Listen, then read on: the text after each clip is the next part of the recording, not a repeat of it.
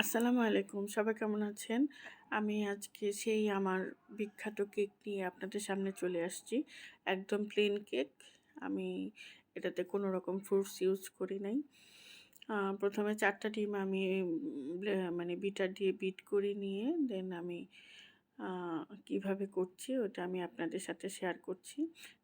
দেখতে পাচ্ছেন যে ৪ টা ডিম আমি একটু ফোম করে বিট করে নিয়েছি।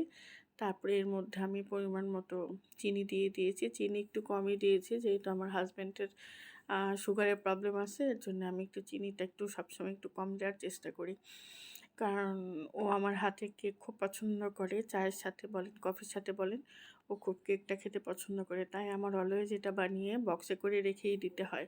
কেক শেষ হয়ে গেলে আমি আবার বানিয়ে আবার বক্সে করে রেখে দিই। তারপরে এখানে আমি পরিমাণ মতো তেল দিয়ে দিয়েছি। এখানে আপনি ইচ্ছা করলে বাটার বা ঘি দিতে পারেন। আমার মা সবসময় কেক বানাতেন ঘি দিয়ে। তো আমি ঘিটা ইউজ করছি না। আমি নরমাল যে খাবার তেলটা, ওই খাবার তেলটাই দিচ্ছি। খাবার তেলটা দেওয়ার পরে একটু বিট করে নিয়েছি। ১ম এ চিনি বিট করে তারপরে আমি তেলটা দিয়ে বিট করে দিয়ে তারপরে একটুখানি ভ্যানিলা এসেন্স দিচ্ছি। কেকের মধ্যে ভ্যানিলাটা দিলে ভালোই লাগে। মানে একটু ফ্লেভারটা খুব কেক একটা ফ্লেভার আসে। তাই আমি ভ্যানিলাটা অলওয়েজই দিই। তারপরে আরেকটা পাত্রে আমি বেকিং পাউডার এবং ময়দা একসাথে চালনি দিয়ে চেলে এই যে এই প্লেটে নিয়ে নিয়েছি। একটু করে ময়দা দিচ্ছি এবং ময়দাটা আস্তে করে মিক্সড করছি। এই কেকটা এত স্পঞ্জি হয়, এত মানে সফট হয়, মানে সত্যি কথা যেটা খুব ঝটপট, খুব তাড়াতাড়ি একটা কেক। এই কেকে কোনো ঝামেলা ছাড়াই আমি কেকটা বানাই। কিন্তু চায়ের সাথে খেতে অসাধারণ লাগে। আমার হাসব্যান্ড আমি আগেই বলেছি একটু রাত জাগে। রাত জেগে সে এটা সেটা করে, টিভি দেখে কাজ করে। তাই ওর জন্য আমি এটা সেটা করেই রাখি। এই তো দেখতে পাচ্ছেন আমি একটা কেকের একটা আমি ফয়েল পেপার দিয়ে কেকটা আমি একসাথে মানে ঢেলে দিচ্ছি।